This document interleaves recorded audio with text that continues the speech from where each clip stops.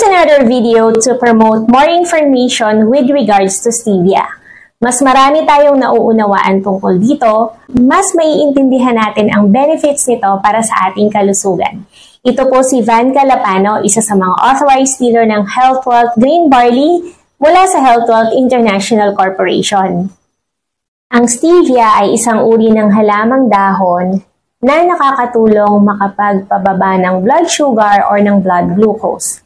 Ito ay highly recommended sa pag-manage ng diabetes, ganoon na rin sa pagpapababa ng timbang. Pero bakit ito matamis? Ito ay dahil sa stevia glycosides na pinagmumula ng sweet taste ng dahon ng stevia.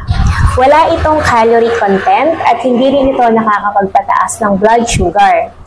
Higit sa lahat, ito ay plant-based kaya natural and organic. Marami ang nagtatanong kung ito ba ay safe to consume.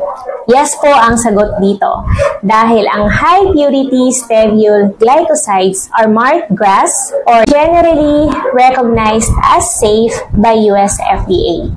Para sa karagdagang kaalaman, ang GRAS ay isang regulatory review process na ginagamit ng US FDA para sa lahat ng additives na inilalagay sa pagkain for human consumption. At nakapasa dito ang stevia na inilalagay natin sa Health Wealth Green Barley Drinks. Yun lang at sana ay may natutunan ka sa videong ito and see you on my next video.